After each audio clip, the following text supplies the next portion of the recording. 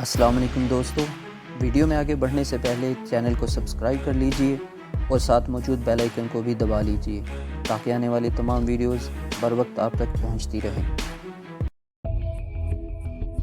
उसने बताया, एडवोकेट इकबाल राठौर साहब को जीप में सवार करके उस पर फूलों के हार डाले गए हैं और 3-4 तांगों पर सवार ढोलची उनके साथ साथ हैं। ठीक ठाक इस्तकबाल हो रहा है जी राठौर साहब का। मैं बाहर निकला तो लगा जैसे कोई बारात आ रही है।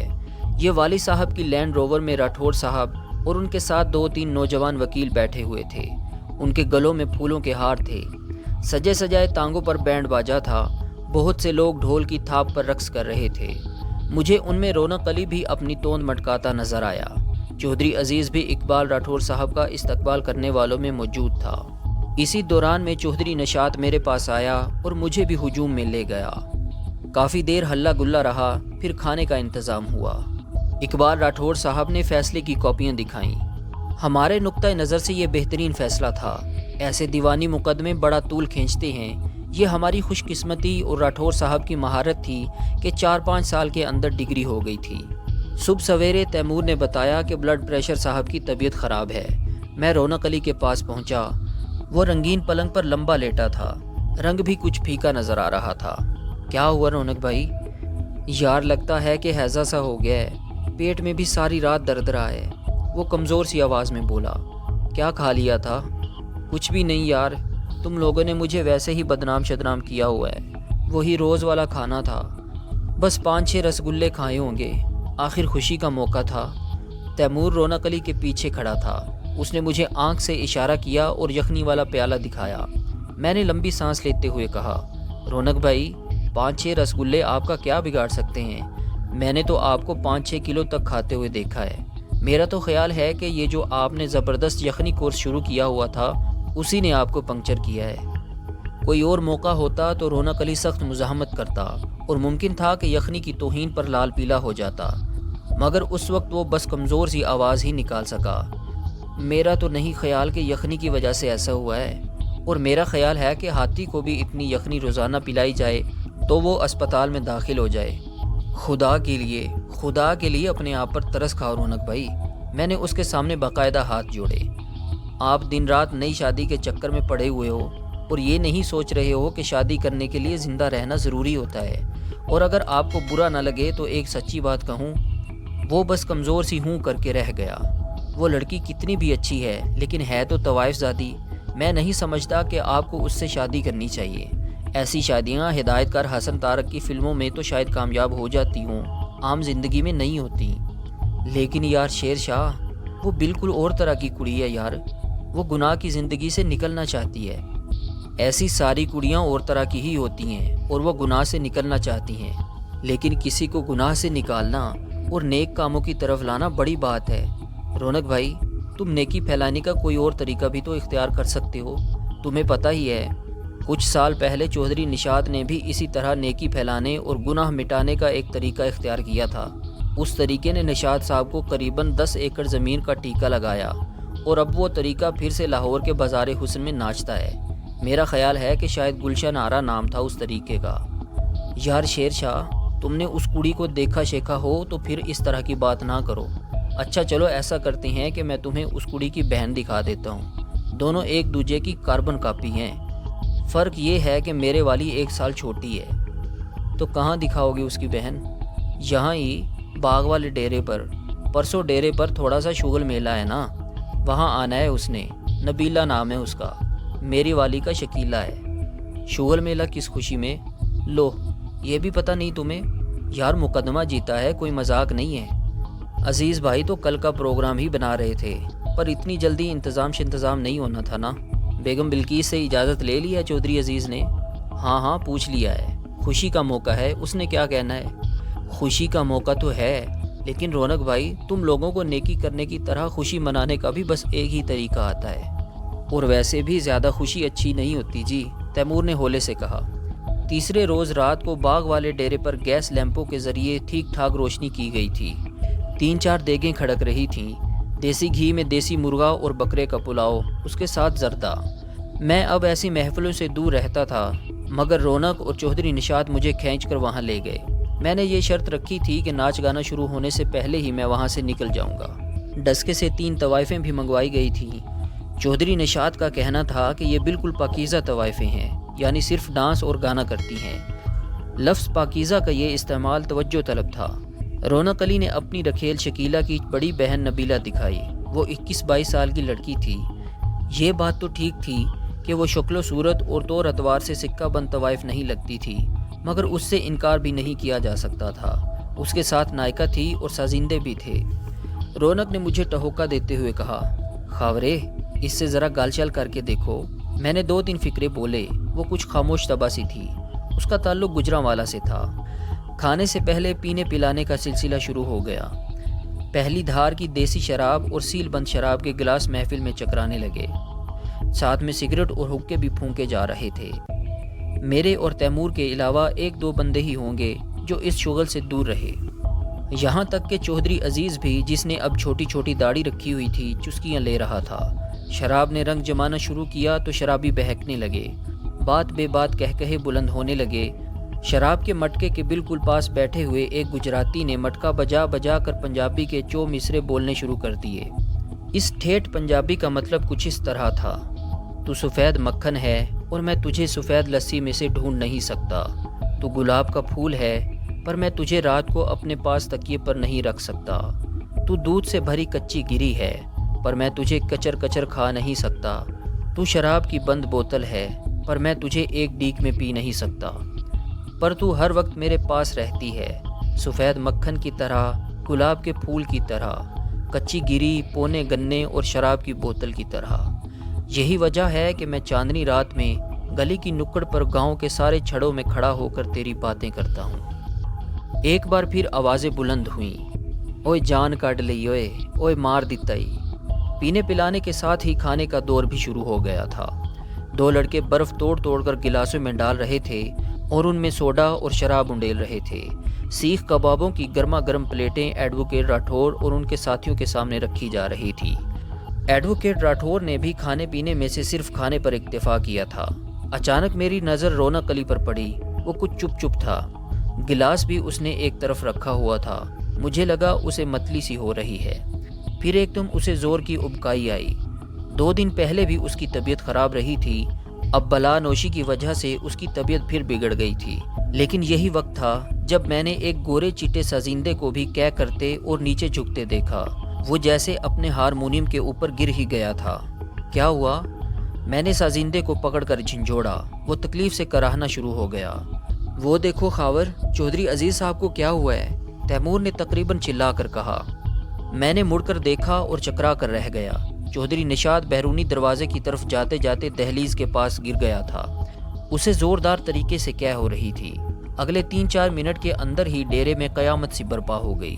ڈیرے پر موجود 25-30 افراد میں سے زیادہ کی حالت خراب ہو گئی۔ جس نے جتنی زیادہ پی لی تھی وہ اتنی زیادہ مصیبت میں تھا۔ کچھ گھبرا کر باہر کی طرف بھاگ گئے تھے، کچھ وہیں پڑے اینٹ رہے تھے۔ جن پر کم اثر ہوا تھا وہ دوسروں کو سنبھالنے کی کوشش کرنے لگے۔ فوری طور پر یہی بات ذہن میں آ رہی تھی کہ شراب زہریلی تھی۔ کیوں زہریلی تھی اس کا فی الحال کوئی جواب نہیں تھا۔ میں نے رونق علی کو دیکھا تو میرا دل کٹ کر رہ گیا۔ اسے خون کی الٹی ہوئی تھی۔ میں نے تیمور کے ساتھ مل کر اس کے وزنی جسم کو اٹھایا اور باہر کھڑی جیپ کی طرف دوڑا۔ ابھی یہ سوچنے کا وقت نہیں تھا کہ کیا ہو رہا ہے اور کیوں ہو رہا ہے۔ ابھی یہ سوچنا تھا کہ جو دیکھتے ہی دیکھتے ایک دم موت کے کنارے پر پہنچ گئے ہیں ان کے لیے کیا کرنا ہے۔ دوسری گاڑی نکالو اور ٹریکٹر ٹرالی بھی۔ میں نے بلند آواز سے نصراللہ کو ہدایت کی۔ نصراللہ دوڑتا ہوا گاڑیوں کی طرف گیا۔ اندر سے چلانے اور آہو بکا کی آوازیں آ رہی تھیں۔ چند افراد خود ہی لڑکھڑاتے ہوئے گاڑی کی طرف آ رہے تھے۔ اگلے 3-4 دن میں جو کچھ ہوا وہ خاصا پریشان کن اور تکلیف دہ تھا۔ زہریلی شراب کے سبب تقریباً 22 افراد اسپتال پہنچے تھے۔ ان میں کچھ ڈسکا اور کچھ گجرانوالہ کے اسپتال میں گئے۔ شدید متاثر ہونے والوں میں چودھری نشاط، چودھری عزیز کے 2 چچیرے بھائی، رونق علی اور ایک نوجوان وکیل بھی شامل تھا۔ اگلے روز صبح سویرے چودھری نشاط گجرانوالہ اسپتال میں چل بسا۔ نوجوان وکیل مدثر احمد رات کو ہی زندگی کی بازی ہار گیا تھا۔ ڈسکے میں بھی ایک بندے کی موت واقع ہو گئی۔ رونق علی کی حالت بھی خراب تھی، وہ مسلسل بے ہوش تھا۔ اگلے روز شام کو رونق علی کو ہوش آ گیا۔ باقی افراد کی حالت بھی بہتر ہونا شروع ہو گئی۔ راجوال والوں کے لیے یہ بڑا غمناک اور شرمسار کرنے والا واقعہ تھا۔ اخباروں میں بھی اس کی خبر آئی۔ ویسے بھی یہ میڈیکو لیگل کیس تھا۔ کئی افراد کے خلاف FIR درج ہوئی جن میں خود چودھری عزیز بھی شامل تھے۔ مرنے والوں کی تجہیز و تکفین کے بعد جاگیر کے تینوں دیہات میں سوگ کی کیفیت تھی۔ نصراللہ نے مجھ سے کہا، چودھری صاحب، لوگوں میں بہت غصہ ہے۔ زیادہ تر لوگوں کا یہی خیال ہے کہ اس سارے معاملے میں موکلوں کا ہاتھ ہے۔ وہ بات تو سب کے دماغ میں آ رہی ہے، پر اس کا کوئی ثبوت بھی تو ہونا چاہیے، تیمور نے کہا۔ یہ بات صحیح ہے کہ اس موقع پر یقین سے کچھ نہیں کہا جا سکتا۔ جہاں تک زہریلی شراب کی بات ہے، اس طرح کے 1-2 واقعے یہاں پہلے بھی ہوئے ہیں۔ اب دیکھنا یہ ہے کہ یہ بھی ویسا ہی واقعہ ہے یا اس میں کسی کا ہاتھ ہے۔ ثبوت اور پکے ثبوت کے بغیر اگر ہم کسی پر چڑھائی کریں گے تو خود کو دوہری مصیبت میں ڈال لیں گے، شبیر نے رائے دی۔ میں نے کہا، لیکن یہ بات بھی ذہن میں رکھنی چاہیے کہ اگر ثبوت مل جاتا ہے تو پھر قصورواروں کو کسی صورت معاف نہیں کرنا چاہیے۔ 3 بندوں کی قیمتی جان جانا کوئی معمولی بات نہیں ہے، اور ان میں چودھری نشاط بھی شامل ہے۔ ابھی چاچا منظور گجرانوالہ سے آیا ہے۔ اس نے بتایا ہے کہ شامپور کے نمبردار سلطان صاحب کو ہوش تو آ گیا ہے، پر ان کو کچھ دکھائی نہیں دے رہا۔ ڈاکٹر کہتے ہیں کہ زہریلی شراب سے شاید ان کی نظر چلی گئی ہے۔ نصراللہ نے دکھ بھری آواز میں کہا، جو کچھ ہوا ہے دیسی شراب سے ہوا ہے، تیمور نے کہا۔ میں نے کل ایک چھوٹے بل ڈاگ کے راتب میں یہ شراب ملائی تھی۔ 2 ہی گھنٹے بعد اس کا پیٹ پھول گیا۔ وہ کل سارا دن بے ہوش پڑا رہا۔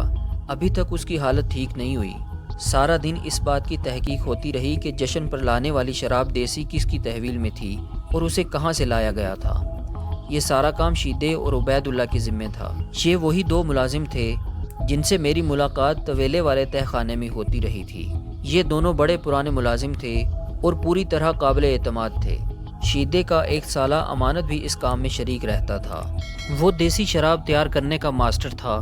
کچے مٹکوں میں کیکر کی چھال، پرانا گڑ اور بہت سے علم غلم ڈال کر طویلے کے پچھواڑے زمین میں دبایا جاتا تھا۔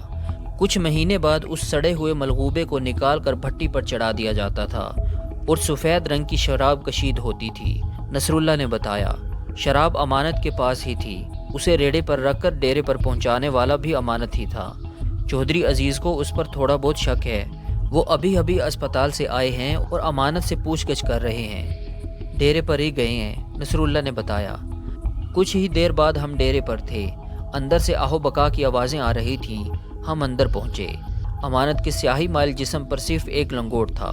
وہ چھت سے الٹا لٹکا ہوا تھا۔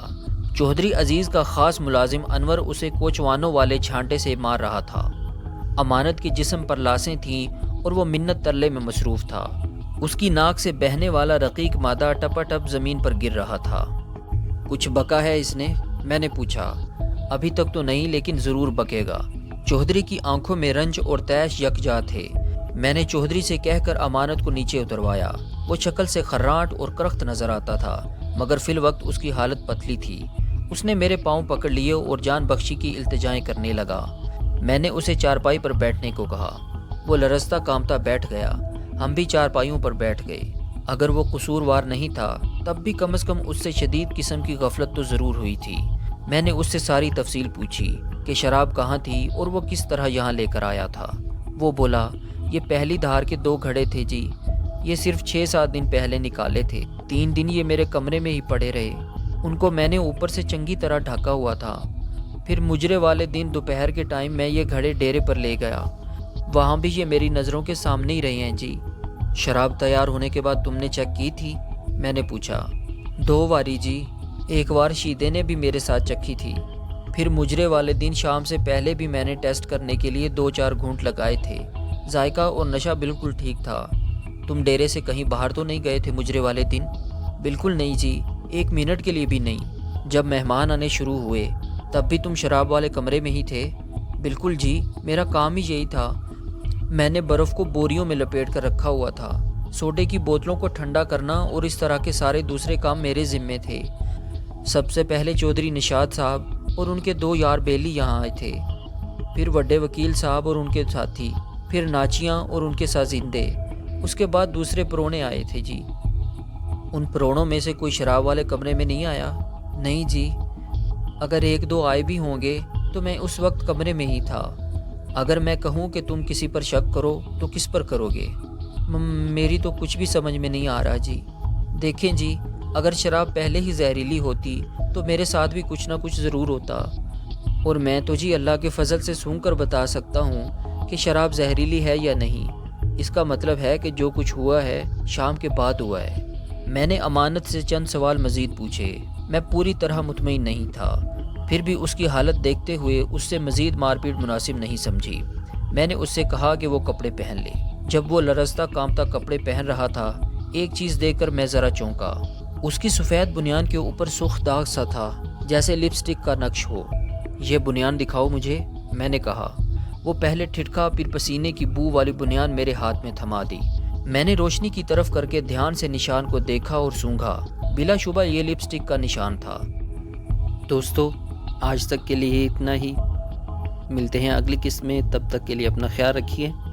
اللہ حافظ۔